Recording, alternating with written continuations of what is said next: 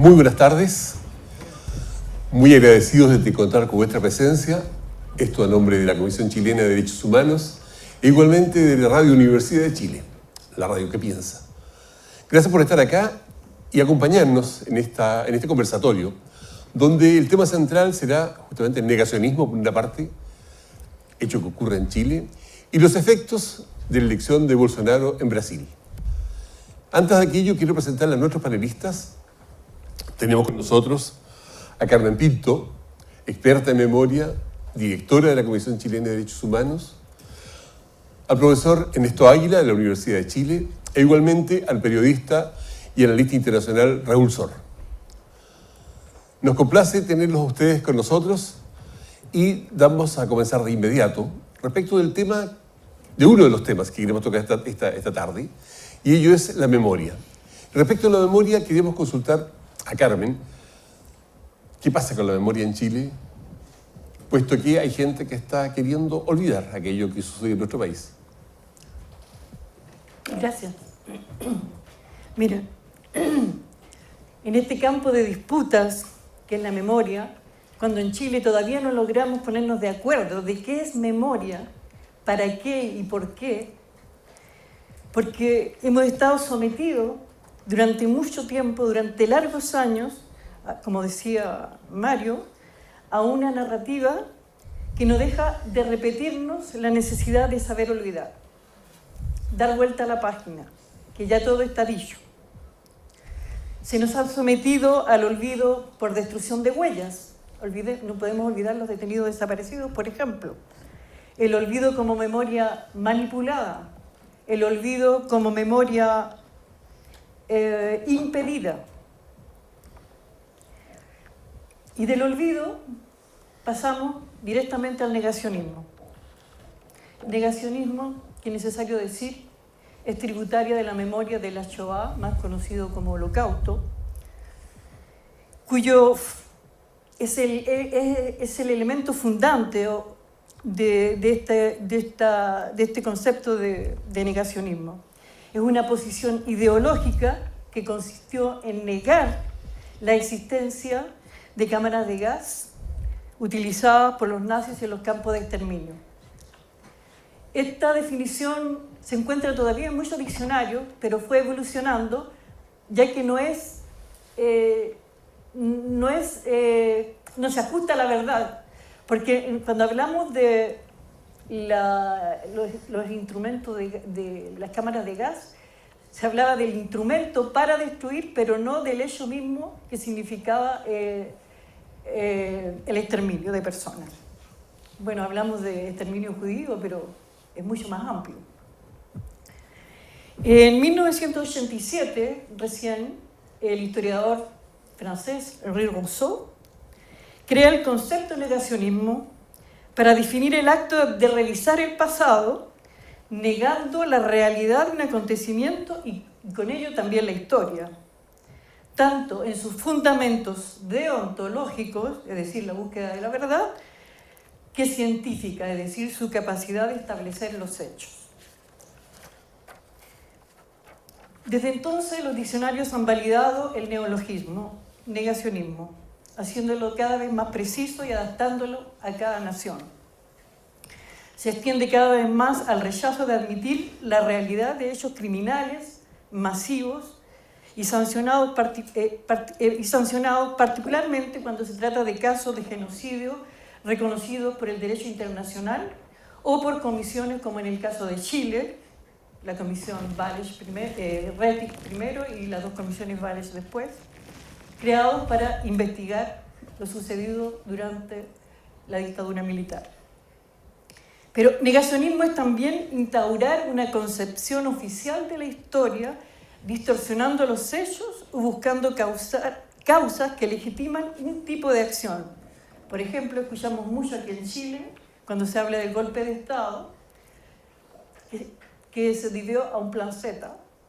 O sea, que hubo una necesidad de hacer un golpe de Estado. O sea, se busca legitimar por qué el hecho. Y esto sirve para evadir una realidad incómoda, al mismo tiempo que conspira para lograr verdad, justicia y reparación. En el presente nuestro como país, los negacionistas optan por relativizar, trivializar, minimizar hechos terribles que banalizan ocasionando sufrimiento en seres humanos que vivieron los hechos, que tienen huellas físicas, que tienen recuerdos, también huellas psíquicas, que tocan fibras muy dolorosas, sobre todo cuando hablamos de víctimas, de familiares que aún buscan a sus detenidos desaparecidos.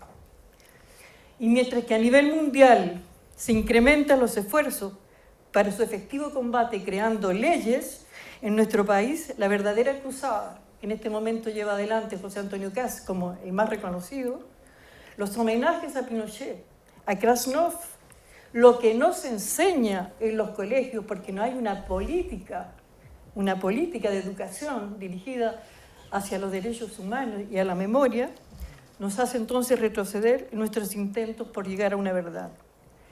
Debo decir también que esto es una deuda no solo del Estado, sino que de la sociedad en su conjunto y principalmente también diría de la academia, ya que no hay en Chile ninguna universidad en estos momentos que enseñe, que tenga en sus mallas curriculares la memoria como una carrera.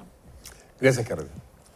Profesor, siguiendo con lo que nos estaba planteando Carmen al respecto del problema de la memoria, esta memoria que vuelve, a pesar de aquellos que quieren olvidar lo que ocurrió en Chile, vemos que en estos días falleció Anita González, que estuvo buscando a 4 de sus familiares desaparecidos. Hace algunos días solamente estábamos recordando nuevamente la muerte de Sebastián Acevedo en Concepción. Hechos que gente jugó la vida por sus hijos, jugó la vida por la vida. Y hoy día, más encima, estamos enfrentándonos a grupos que están haciendo de este tipo de advertencias también para que sean violentados sitios de memoria, como fue Villa Grimaldi, José Domingo Cañas, e igualmente ataques en contra de actores de teatro particularmente, quienes han levantado la voz en contra de aquellos que están por el negacionismo, y ellos han sido atacados y violentados respecto de lo que les podría ocurrir si siguen en aquello. ¿Qué opinión le merece lo que está ocurriendo hoy en Chile? Bueno, muchas gracias por la invitación. Sí, quizás siguiendo un poco en la línea de la profesora y de tu pregunta, yo diría que la memoria siempre ha sido un campo en disputa. Siempre han existido, en cada momento existen memorias hegemónicas, memorias subalternas, memorias oficiales, memorias subterráneas. Y yo creo que hemos ido pasando por distintas etapas y creo que es importante entender el presente a partir de ver por lo menos 2 o 3 grandes etapas por las cuales ha pasado esta disputa por la memoria en Chile. Yo diría, en primer lugar, el periodo mismo de la dictadura, en la cual había una memoria oficial que negaba totalmente la ocurrencia de las violaciones a los derechos humanos, la existencia de detenidos desaparecidos, de represión, de tortura, etc. Yo creo que con la llegada de la transición democrática en los 90 comienza un proceso en esta disputa por la memoria en la cual el informe Reti primero y después el informe Walech comienzan a cambiar y a constituir una cierta nueva hegemonía en el campo de la memoria. Pero no nos olvidemos que fue un proceso complejo, o sea, el informe Reti fue rechazado por las Fuerzas Armadas y por la Corte Suprema. O sea, la Corte Suprema lo declaró como excesivo, en fin. Pero yo diría que desde ese momento comenzó a cristalizar una cierta conciencia o una memoria hegemónica distinta asociada a el reconocimiento de estas violaciones a los derechos humanos. Y yo creo que estamos ahora, y ahí me acerco un poco a tu pregunta, yo creo que estamos viviendo un tercer momento en estas luchas por la memoria. Y este tercer momento es un momento en el cual reaparece una lectura que yo creo que O sea, uno puede usar el término negacionismo en un sentido amplio, pero yo lo que observo es que más que negar los hechos, yo creo que esto inclusive es más desembosado, porque más que intentar negar los hechos, yo creo que se hacen dos operaciones. Una es por la vía de los contextos o de generar un análisis como de contexto histórico. Uno en realidad podría explicarse o minimizar las violaciones a los derechos humanos. Podemos ahondar sobre eso, sobre la falacia que está detrás de eso. Y lo otro es simplemente, como por ejemplo hace Bolsonaro en Brasil, o como hacen algunos actores acá en Chile, reivindicar la dictadura, hacer una apología de la dictadura y por lo tanto dar las violaciones a derechos humanos como algo más bien que no tiene, digamos, la gravedad que se señala, etcétera, etcétera. O sea, yo creo que estamos viviendo ese tercer momento en estas disputas por la memoria en Chile y yo creo que no habría que enfrentarlo solamente desde una posición defensiva, de decir, mire lo que está ocurriendo. Yo creo que hay que también hacerlo desde nuevos planteamientos. O sea, estoy pensando básicamente en que creo que tú también lo señalabas. O sea, el tema de derechos humanos y la construcción de esta memoria no ha pasado nunca por la educación chilena. O sea, el currículum lo menciona de manera muy genérico los derechos humanos, pero más bien como doctrina que como memoria, más bien como algo que debiera protegerse hacia el futuro, pero no algo como que ya nos sucedió. O sea, aquí el hecho principal es algo que ya ocurrió. Y por lo tanto el fundamento de la ética hay que buscarlo en los hechos. Y por lo tanto la memoria es parte de la fundamentación de la ética en un país como Chile que vivió esta experiencia. Entonces, bueno, yo creo que estamos en ese momento, en un momento en el cual hay que volver a reunirse, a volver a discutir sobre esto y diseñar una estrategia en un marco distinto, en el cual tenemos actores que hacen apología de la dictadura, intentan dar razones contextuales a las violaciones de los derechos humanos, haciendo abstracción de que hay, en las violaciones de derechos humanos hay un desacoplamiento moral entre los contextos y lo que ocurre. Por lo tanto, no es que no existan contextos, pero no son importantes desde el punto de vista de condenar las violaciones de los derechos humanos. Las violaciones de derechos humanos no se explican, se condenan. Por tanto, yo creo que estamos viviendo un momento delicado y que requiere, digamos, de nuevas estrategias en favor de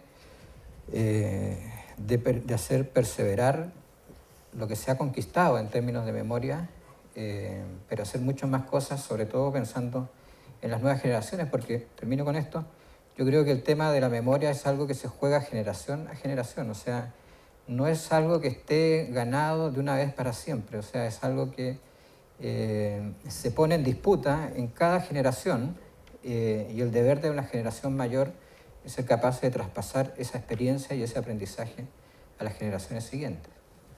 Muchas gracias. Bueno, ya lo decía una canción por ahí, nos siguen allí sentados pensando que ya pasó. Puesto que nos damos cuenta que en Europa particularmente hubo, junto con el negacionismo, la florescencia y comenzó a florecer lo que es el neofascismo. Ese neofascismo que ha ido ganando escaños en los parlamentos europeos. Luego lo vemos llegar en América Latina y el último caso más reciente es el de Jair Mesías Bolsonaro. Aprovechando la presencia de Raúl Sor, queremos preguntarle ¿qué implica toda esta llegada de Bolsonaro a Brasil? Hola, gracias Mario. Bueno, gracias a la Comisión Chilena de Derechos Humanos y a la radio que piensa. Bueno, y gracias a todos los presentes. A mí me parece, bueno, hay una verdad bastante establecida que los vencedores determinan cómo se cuenta la historia. Es decir, el que gana una guerra impone su versión de lo que fue esa guerra. Y eso lo vemos en América Latina con claridad. En Argentina, los militares perdieron una guerra, perdieron la guerra de Malvinas, y ellos decían, bueno, perdimos la guerra de Malvinas, pero ganamos otra, la guerra contra el extremismo. Pero en definitiva, la sociedad argentina concluyó mayoritariamente que los militares habían perdido la guerra y los repudiaron colectivamente. Y nosotros vemos que en Argentina hay un desarrollo interesante, importante, de la memoria de derechos humanos. En Brasil no fue así. Brasil fue una situación ambigua en que los militares dejaron el poder, presionados naturalmente, pero sin estar urgidos, y dejaron una estructura económica, social, que siguió vigente y que la izquierda, la centroizquierda, el Partido de los Trabajadores no alteró y que no profundizó los temas que correspondían a los 400 y tantos desaparecidos que hubo en Brasil. Y bueno, eso pasó, sí, hubo situaciones de represión, excesos, como se ha dicho en todos lados, pero no hubo un debate societal sobre la situación de derechos humanos. Y eso es lo que le permite a Bolsonaro, cuando vota en el Parlamento la destitución de Dilma Rousseff, aplaudir al general Moura, que fue uno de los principales torturadores, y dedicarle su voto contra Dilma Rousseff a ese genocida. Y poco más tarde, él comienza a subir en las encuestas y termina siendo el presidente electo de Brasil con un 55% de la votación. Y uno se pregunta, ¿hay un 55% de los brasileños que son homófobos, xenófobos, misógenos? No, ciertamente no. La gente votó por él por una diversidad de razones. Enrique Cardoso, un presidente socialdemócrata, una suerte de Ricardo Lagos de Brasil, cuando le preguntan por quién va a votar, en la segunda ronda dice, yo no voy a votar por Bolsonaro. Bueno, pero diga por quién va a votar. Y se abstiene.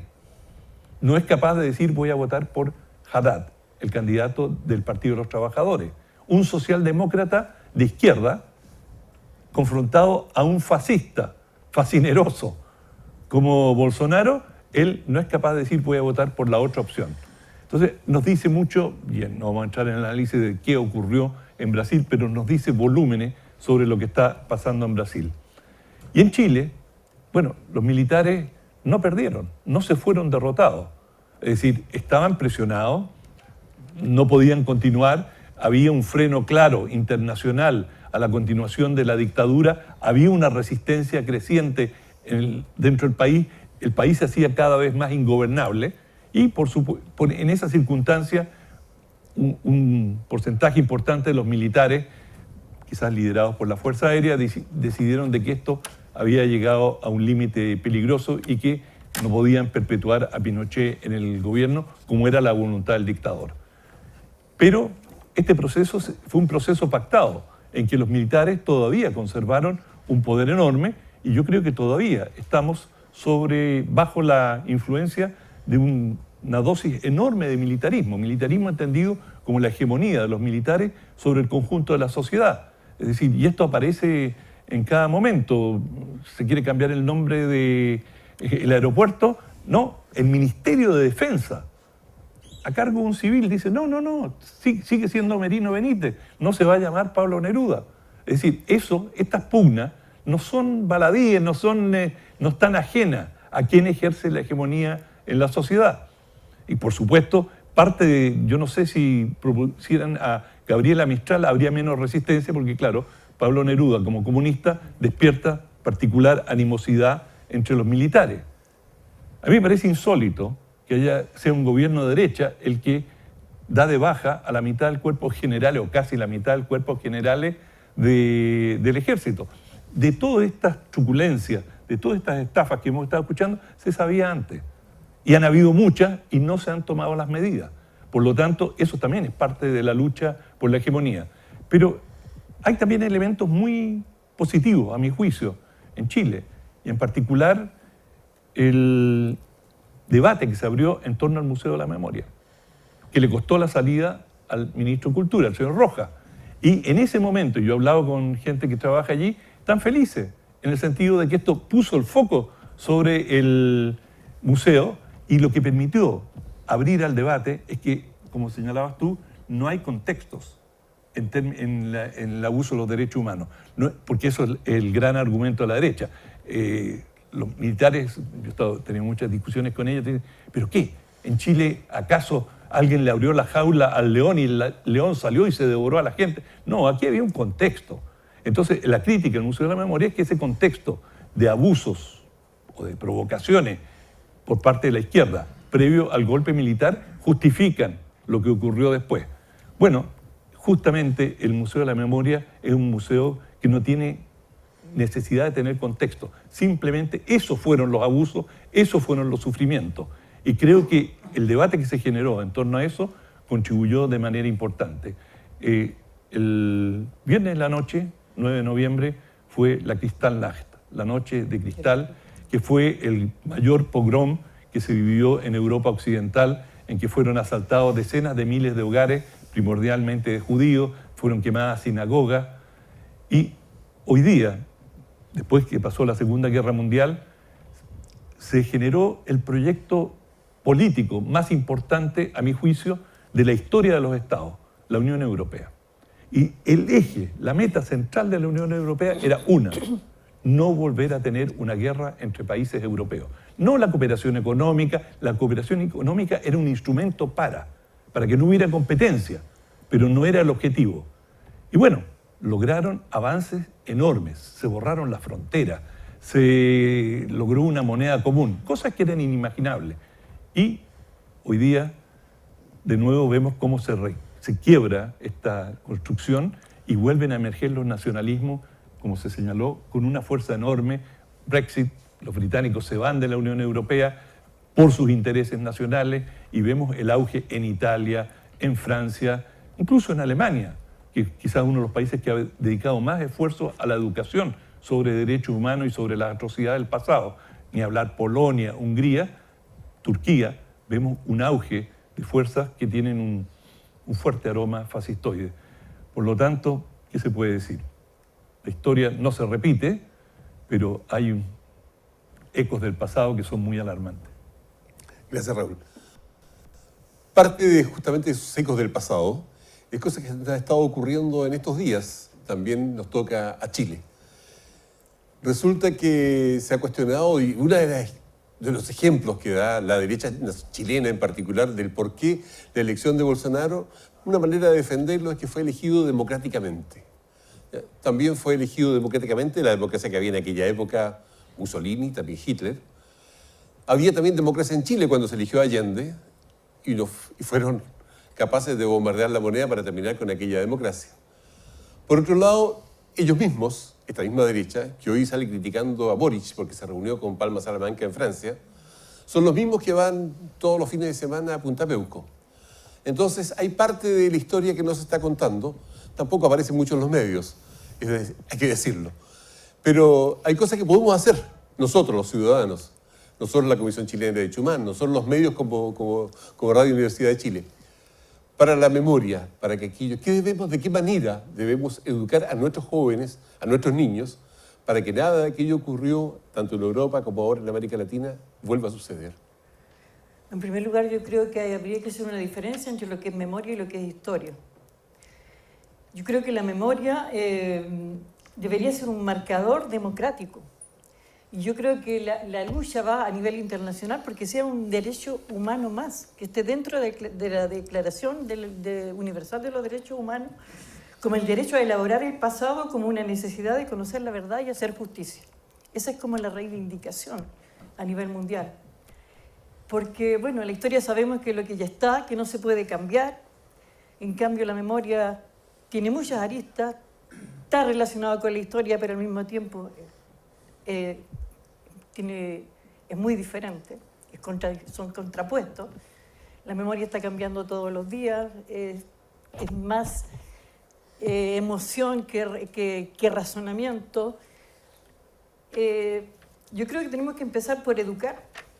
La principal cosa es educar, como lo pidió la Carmen Hertz, de que hubiera clases en Chile, que se pusiera en la malla curricular, no solamente derechos humanos, sino que memoria. Porque tenemos que preocuparnos de las nuevas generaciones. La gente que vehicula la memoria, la historia va a quedar, la memoria se va a terminar cuando las personas se vayan muriendo, cuando las personas no han dado su testimonio. Entonces, ¿qué va a pasar con la generación que viene después de esta y la otra y la otra y la otra? La memoria es hoy día, no es mañana. Y cuando nos dicen olvidemos el pasado, no. Ese pasado además no ha pasado, entonces ¿cómo lo vamos a dejar? Si estamos constituidos en una democracia todavía no tan sólida y que está con enclave que dejó la dictadura como la propia Constitución, que nos pone techo para seguir adelante en los trabajos de la memoria principalmente. Entonces yo creo que por ahí tiene que empezar por la educación. Gracias, Carmen. Profesor, respecto de la memoria y del fenómeno Bolsonaro particularmente, ¿de qué manera aquello podría, en América Latina y en Chile, influenciar, puesto que su racismo, su homofobia, la conocemos, sabemos lo que ha dicho, e incluso hoy, una de las medidas que quiere tomar es terminar con el Ministerio de Medio Ambiente y reducir a lo mínimo lo que es el pulmón de nuestra América, como es el Amazonas? Sí. Bueno, yo creo que... Y retirarse del Pacto de París. Sí.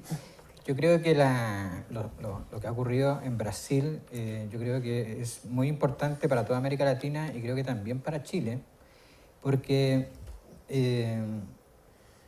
aunque, como tú bien dices, la historia no se repite, tampoco podemos olvidar que el ciclo del autoritarismo y de las dictaduras en América Latina comienza con la dictadura brasileña del 64.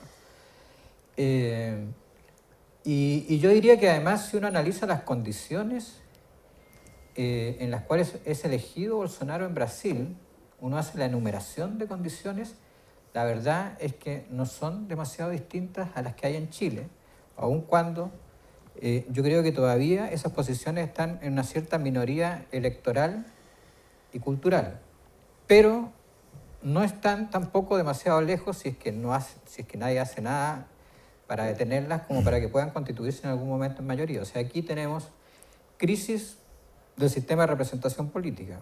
O sea, la mitad de los ciudadanos chilenos no vota y la otra mitad vota sin demasiado entusiasmo, digamos. Segundo, hay un tema de desigualdades y de precarización de la vida que se transforma en sentimientos, sensaciones de inseguridad y por lo tanto una demanda de seguridad ciudadana, seguridad pública, que también están a la base del surgimiento de este tipo de liderazgo. Tenemos un proceso migratorio importante que con los temas de prejuicios y de dificultades que se asocia los procesos de migración y que hay que tenerlos presentes. Tenemos el avance yo llamaría una cooptación de la religiosidad popular por parte de de ciertos grupos evangélicos neopentecostales que tienen por un lado una teología de la prosperidad que junta el mercado y el consumo con la fe y por otro lado posiciones muy conservadoras en el plano de lo moral, etcétera, etcétera. Entonces yo creo que si uno analiza ese tipo de situaciones con lo que ocurrió en Brasil, yo diría que están bastante dadas las condiciones para que surjan o crezcan fenómenos parecidos a lo que ocurrió en Brasil. Entonces yo creo que hay que estar muy atentos porque ese, claro, es el caldo de cultivo para el surgimiento de autoritarismos y el neoliberalismo y el autoritarismo no se llevan tan mal, digamos. O sea, en Chile no se llevaron mal, por el contrario, o sea, yo creo que la dictadura fue condición para la instalación de un neoliberalismo tan extremo y yo creo que en esta fase, o sea, yo creo que después de esa instalación una instalación violenta del neoliberalismo viene una fase, llamémosla así, como de intento de humanizar el neoliberalismo. Y yo creo que esa fase, no se humanizó mucho, más bien la precarización de la vida continuó. Y yo creo que la extrema derecha se instala justamente como un discurso que asume en parte las consecuencias de esa etapa, pero claro, la resignifica de manera conservadora. O sea, donde hay desigualdad y precariedad, ellos dicen hay inseguridad y hay necesidad, y hay delincuencia y hay necesidad de seguridad pública. Y por lo tanto, lo que estamos en presencia es de una ultraderecha, de un neofascismo, que es capaz de leer los procesos de degradación y de destrucción social.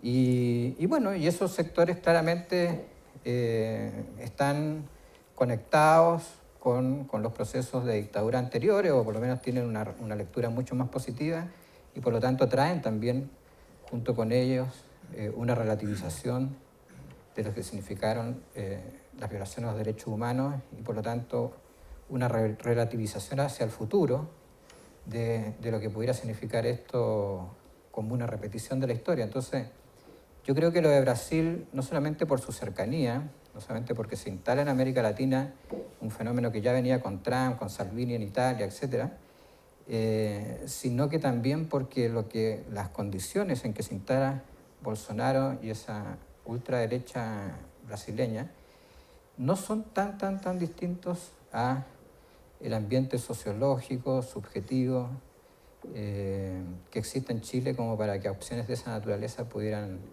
por lo menos crecer en una próxima etapa y en una próxima elección. Gracias. Raúl, respecto del fenómeno Bolsonaro en Brasil particularmente, si bien es cierto, hay una responsabilidad respecto de los hechos que acontecían, la inseguridad por un lado, los problemas económicos por otro, pero también hay un fenómeno que concierne particularmente al Partido de los Trabajadores. A ellos se les atacó. ¿Ha habido una suerte de autocrítica por parte del Partido de los Trabajadores en cuanto a la victoria de Bolsonaro? No la ha habido. Por supuesto reconocen que fueron derrotados, pero no. Creo que ellos están todavía en una fase de shock y no hay un documento, no ha habido una autocrítica formal. Yo discrepo un poco con Ernesto en cuanto a las similitudes entre Chile y Brasil. Un elemento central en Brasil fue la corrupción. Una corrupción absolutamente desbocada, de la cual el PT era parte. ¿Cómo se llama? Perdón. En la enumeración sí. Lo había notado, pero se me olvidó decir que era parte de las similitudes también. No, yo creo que no. Por ejemplo, y digo por qué no, porque, por ejemplo, en Brasil hay una corrupción estructural. ¿Y qué es estructural? Por ejemplo, que los senadores no tenían que dar cuenta de su voto. Los votos de los senadores eran secretos. Por lo tanto, podían ser coimeados y nunca nadie supo por quién votó. Se sabían los resultados finales, pero el senador podía vender los votos. Y buena parte del escándalo Lavallato fue dinero que usó el PT para comprar a parlamentarios para poder aprobar legislación. Es decir, eso, estamos a mucha distancia de eso. Ahora, uno de los ejes principales, y quizás una de las cosas que a mí más me preocupa en todo el mundo, es esto que se llama la ideología de género, que la derecha llama ideología de género. Porque recordamos en la Unidad Popular, la ENU, esta reforma educacional, fue uno de los ejes movilizadores de la derecha. Bueno, hoy día hay un equivalente que es no se metan con nuestros hijos. Y si ustedes vieron la marcha que hicieron hace 2 semanas, fue una marcha impresionante. Yo jamás me hubiese imaginado que iba a haber tal cantidad de personas. Y bueno, para muchos sectores conservadores, tú mencionabas los pentecostales, bueno, y también muchos sectores tradicionales católicos, el tema de la familia, las estructuras de poder, el patriarcado, son elementos centrales. Y sienten que esta ideología, que supuestamente promueven los sectores progresistas, está minando los ejes morales de la sociedad. Y Bolsonaro hizo un uso extraordinario de esto, al punto de ser capaz de decir que prefería tener un hijo muerto que homosexual. O sea, llegó hasta ese extremo. Entonces, cuando un líder tiene ese tipo de expresiones, está validando todo. Es decir, es legítimo atacar a esta gente en las calles. Pues mira, el líder está dispuesto a perder un hijo antes que convalidar este tipo de existencia. Por lo tanto, yo creo que ahí hay un eje extraordinariamente delicado que no estoy claro que los sectores progresistas siempre hayan sido capaces de valorar. Lo veo también en Europa. Y, por supuesto, hay sectores para quienes la homosexualidad o la indefinición, por ejemplo, en las escuelas. Bolsonaro mostraba un librito que se llamaba Gay Kit, ese era el nombre que le dieron en Brasil, y esto era simplemente un libro para profesores destinado a explicar la tolerancia sexual y que existían distintas características. Es decir, y bueno, él lo mostró en la televisión y dijo, esto es lo que promueven los pedófilos del PT. Y hizo una campaña contra los pedófilos del PT en base a este libro que era para profesores y que no fue distribuido en definitiva. Pero eso, bueno, eso es fake news, ¿no? Eso no le importó, era una noticia falsa, la echó a correr. Y bueno, todo eso fue cuando a la gente hay una máxima. Si tú le das a elegir en cualquier lugar del mundo a la gente entre seguridad y democracia, la gente va a preferir la seguridad. Porque no hay nada peor que vivir con miedo. De hecho, no hay democracia si hay miedo. Si tú tienes miedo de salir a la calle, si tú tienes miedo de expresar tus ideas, ¿de qué te sirve la democracia? Estás en una democracia, pero si hay sectores fascistas que te están mandando cartas amenazándote de tu vida, bueno, no te va a servir mucho la democracia. Y por lo tanto la gente opta por seguridad. Ahora, el truco de estos sectores es hacer creer a la gente que su seguridad está amenazada. Yo también pienso que en Chile, y lo dije en mi primera intervención, hay una cierta cultura de derechos humanos. Y ese es un escudo protector. Escudo que se lo debemos a todos los y las activistas que con enorme sacrificio a lo largo de décadas han generado esta cultura, con la Comisión de Derechos Humanos como elemento central dentro de esto. Y por lo tanto, fortalecer esas instituciones es una de las tareas prioritarias para asegurar nuestro futuro. Gracias, Raúl.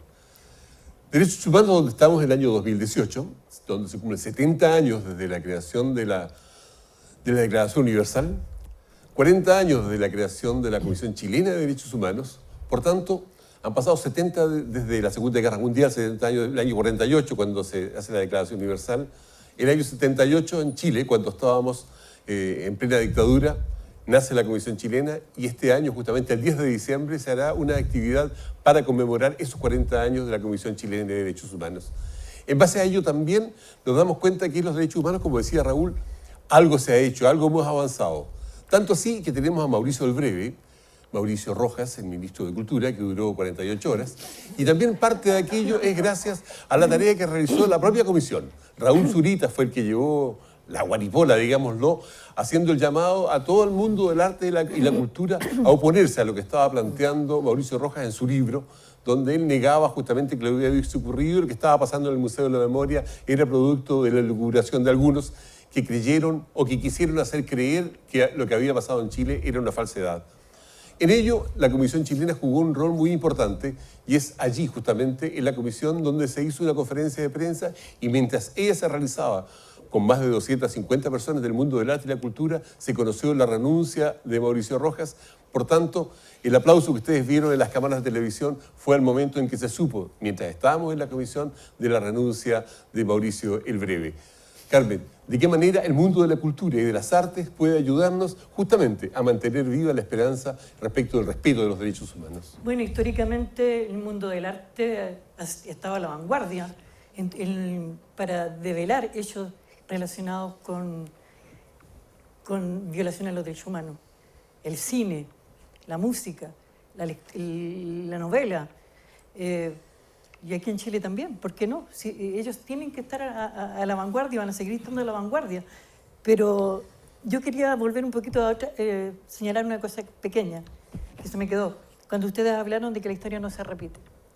Yo quisiera recordar que el nunca más es una advertencia que nos hizo Hannah Arendt mientras ella estaba presente en el juicio de Eichmann en Jerusalén. Y para ella fue tan grave, tan terrible lo que estaba escuchando ahí, que dijo, esto que sucedió en Alemania, una sociedad culta, esto se convierte inmediatamente en modelo para que se siga repitiendo en Alemania y en otras latitudes y en otras latitudes. Y mire cómo ha sido verdad. O sea, cuando decimos la historia no se repite, yo no sé, que también tiene sus límites. Porque el nunca más es una verdad. Es una verdad. Lo que, a lo mejor no con la misma cantidad de personas que fueron exterminadas, pero también tiene que ver con las naciones. Nosotros éramos 10 millones de habitantes cuando hubo el golpe de Estado, y dentro de ese 1 millón de personas salió al exilio, o sea, 10%. Entonces yo creo que hay que tener un poco de cuidado cuando decimos que la historia no se repite, porque se puede repetir, y eso que digamos continuamente nunca más, para que nunca más, para que nunca más, no basta si no hay una reflexión de por qué es necesario trabajar por el nunca más. Y el mismo, hablando de la Comisión Chilena de Derechos Humanos, el fundador y nuestro inspirador, don Jaime Castillo Velasco, lo dice y llama a reflexionar en su libro que se llama ¿Hubo en Chile violaciones a los derechos humanos?, que es la respuesta a las memorias de Pinochet. Yo ese libro lo recomiendo, nosotros lo tenemos en nuestro archivo, si alguien se interesa, porque es importante. Y bueno, nosotros vamos a seguir trabajando con la gente del arte, con la gente, porque sabemos que con ellos tuvimos un aliado en el pasado. Hubo, por ejemplo, una exposición grandiosa que se hizo en el Museo de Bellas Artes, que se llamó Los Artistas por los Derechos Humanos, cuyas obras de arte fueron donadas a la Comisión en reconocimiento de su trabajo. Y eso es lo que estamos recogiendo hoy día. O sea, no es nuevo que nosotros acudamos al mundo del arte y de la cultura. Y yo creo que es recíproco. Ellos nos necesitan, nosotros los necesitamos. Y creo que con ellos vamos a poder avanzar, porque son una voz de una punta de lanza. Sí, ¿Complementar algo? por favor. No, yo estoy de acuerdo bastante en este tema de que en realidad la historia sí puede repetirse. O sea, y yo creo que una cosa que si uno analiza toda esta argumentación del contexto, porque el contexto no se refiere al contexto de la dictadura, que en realidad fue el real contexto en que se produjeron las violaciones a los derechos humanos, sino que cuando la derecha habla del contexto se refiere a lo que ocurrió previo al 11 de septiembre. Y eso, aparte de que intentan minimizar los hechos, yo creo que tiene otro riesgo sobre el cual no se repara suficientemente, que en el fondo ellos están diciendo, bueno, si la democracia entra en un proceso de crisis o de polarización, porque efectivamente antes del 73 había una polarización social, política, bueno, puede venir un golpe de Estado. O sea, el argumento del contexto también instala o comunica que si nuevamente se ponen álgidos los problemas o se intentan proyectos de transformación muy profunda, puede sobrevenir nuevamente un golpe militar.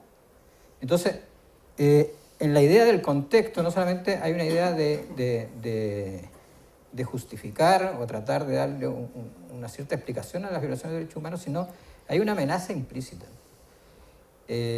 Porque los problemas de una democracia, por muy agudas que sean, se resuelven con más democracia, o se resuelven en democracia. O sea, los problemas que había en el 10 de septiembre del 73 tendrían que haber sido resueltas en democracia. O sea, y a futuro también deberá ser así. Entonces, yo creo que en ese sentido, no obstante que yo comparto que existe una mayor coraza todavía que está resistiendo, que el Museo de la Memoria, lo que ocurrió con el nombramiento de Rojas, es expresión de ello, como no obstante toda la desconfianza que existe con los actores políticos, se movilizó el mundo de la cultura, de los derechos humanos, que fueron fundamentales en dictadura, volvieron a ser fundamentales en esa coyuntura.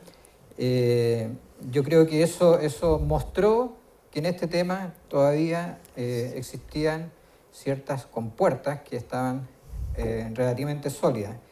Pero yo creo que el nunca más real, la sociedad chilena no lo ha hecho. No lo ha hecho una parte fundamental de la derecha. El nunca más de la Fuerza Armada lo hizo alguien que ahora fue condenado por violación de los derechos humanos. O sea, ensucia todo. entonces, ¿qué credibilidad tiene ese nunca más de alguien que lo hizo en nombre de la Fuerza Armada y que en realidad escondió su verdadera participación en las violaciones de los derechos humanos, en lo que fue la caravana de la muerte? Entonces, no hay efectivamente programas de derechos humanos en la formación de las instituciones militares. Yo no sé si hay hoy día una doctrina militar democrática que no tenga enemigo interno como una hipótesis de conflicto dentro de las Fuerzas Armadas chilenas, o existe todavía hipótesis donde existen los enemigos internos. Entonces, no ha entrado el tema de derechos humanos como memoria en la educación chilena. O sea, debería ser obligatorio en algún curso o nivel la lectura del informe Reti, del informe Walech.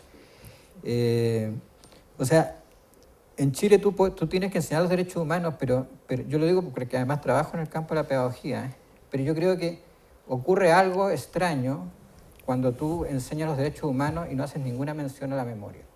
O sea, hay algo ahí que no funciona. O sea, eso se podrá hacer en algún país donde nunca, no sé, no habrá ocurrido lo que ocurrió en Chile, pero en un país como este, y habrá que tener los cuidados didácticos necesarios, hay que enseñar lo que ocurrió. O sea, y entonces, bueno, entonces en ese sentido, bueno, yo creo que aunque se avanzó y se ha avanzado, yo creo que el nunca más no es un proceso todavía de la profundidad cultural y que abarque a todos los actores relevantes, y por lo tanto eso siempre introduce una interrogante sobre el futuro y la posibilidad de que puedan repetirse nuevamente situaciones de esta naturaleza. Aquello de la lectura del informe Walech, Reti, nos damos cuenta que lo que se lee es bastante poco, lo que podría leerse, puesto que tenemos un silencio impuesto de 50 años respecto de los testimonios que están en el informe Walech en particular. Y cuando aquello ocurra de la posibilidad de leerlo, ya no estarán ni las víctimas ni los victimarios. ¿Qué opinión te merece aquello, Raúl? Bueno, el nunca más de Luis Emilio Cheire es lo más cínico que he visto jamás. Porque si ustedes ven la frase completa, nunca más, existan en Chile las condiciones que obliguen a las Fuerzas Armadas a intervenir. Esa es la frase completa. Él lo trabajó con una agencia de relaciones públicas. El nunca más de Cheire. Pero omitieron el resto de la frase. Tenía letras chicas. De la cual él se encargó de promulgarla o de divulgarla a diestra y siniestra dentro de las Fuerzas Armadas. O sea, yo dije nunca más tengamos que salir a hacer lo que hicimos. Por lo tanto, el ejército quedó plenamente satisfecho y tenían una pantalla para la civilidad. Por lo tanto, y esto, es decir, Luis Emilio Cheire llegó a donde llegó porque pactó con las autoridades, en aquel entonces la Concertación, en una reunión que tuvieron en España, y pactaron un pacto que básicamente los militares dijeron: nos dan lo que nosotros queremos y nosotros hacemos lo que ustedes quieren. Por lo tanto, nos compran el armamento, respetan nuestras estructuras, no se meten con los ascensos, ustedes van a ir poniendo un timbre de goma sobre todo lo que nosotros digamos, pero nosotros nos vamos a callar, no vamos a opinar sobre política, y ese ha sido la convivencia que hemos tenido con los militares. Pero a la pregunta, a lo que plantea Ernesto, a mí me tocó participar hace algunos años a propósito de quién era el enemigo. Y esto era un encuentro del DINE, es decir, de la inteligencia del ejército. ¿Y cuáles eran los enemigos? Dos. Insólitos. Los primeros, como enemigo interno, los mapuches. Los mapuches y el peligro que representaba el secesionismo, la posibilidad de que ONG extranjeras militaran y lograran agitar el tema mapuche, y eso podía causar dificultad. Y el segundo, no lo adivinarían nunca, podríamos estar aquí hasta mañana, eran las nanas peruanas. ¿Por qué? Porque eran potenciales espías del Perú. Y si alguna de ellas trabajaba en la casa de un militar, bueno, estábamos expuestos. Esa era del DINE, o sea, el ejército de Chile tenía como enemigo potencial las nanas peruanas. Cuando lo dijeron, a mí me causó hilaridad, o sea, me reí, me dije, no puede ser en serio. Me quedaron mirando, o sea, bueno, nunca más me volvieron a invitar. Pero les quiero decir que ese es el nivel de... Bueno, lo habían dicho en algún momento antes, tenían un documento que se filtró, que hubo una reunión de servicios de inteligencia del mundo en Chile, principalmente latinoamericano, Y el documento del Ejército de Chile era que, dirigidos por Moscú, los homosexuales, los narcotraficantes, todos agentes de Moscú, estaban trabajando para minar la fortaleza del país. O sea, una visión absolutamente distorsionada que no respondía o que no responde a nada. Por lo tanto, mi impresión es de, primero, que en el Ejército ha cambiado, en las Fuerzas Armadas ha cambiado muy poco. Ellos siguen, la biblioteca de la Academia de Guerra se llama Augusto Pinochet Ugarte. Hay monumentos, estatuas a Merino en la Armada. Es decir, siguen. Yo tengo un amigo, un ex miembro de la Fuerza Aérea, que en un programa que se hizo precisamente en Chilevisión, planteó de que el bombardeo de la Moneda fue una cobardía, y pese a que él ejerció un cargo de subsecretario de Aviación y que, digamos, tenía un pasado como aviador muy distinguido, dejaron de invitarlo a las reuniones anuales de ex oficiales o de oficiales en retiro. Por lo tanto, yo creo que si pensamos en los militares, todavía allí queda un trabajo enorme por hacer, porque más allá de las declaraciones que sí hay un cursillo de derechos humanos, habría que ver los contenidos, porque yo sospecho que es como el nunca más de Cheire. Hay otra cosa, Eso, disculpa, sí, sí. hay otra cosa más con el nunca más de Cheire, es que nadie se ha puesto en el papel de las víctimas. Hay víctimas, hay testigos que señalaron, hay querellas, que ellos señalaron la presencia de Cheire en el momento de la caravana de la muerte, y a esas personas no se les creyó. No, simplemente no se les creyó. Entonces, imagínense la frustración de esas personas, que además muchas de ellas han seguido teniendo amenazas a través de redes sociales por haber sido testigos, por haber señalado que Cheire estuvo presente. Si alguno de ustedes quiere agregar algo más, ya estamos en los minutos que habíamos acordado. Antes de terminar, queremos agradecer la presencia de ustedes, creo que es muy importante, sobre este tema, y esperamos que no sea la última vez y que sea tema en cada una de vuestras casas, incluso, ¿ya? De hablar de la memoria, hablar de lo que ocurrió en nuestro país y de los peligros que significan este neofascismo que están haciendo en nuestro país y también en América Latina. Muchas gracias por vuestra participación y será hasta una próxima oportunidad. Muchas gracias.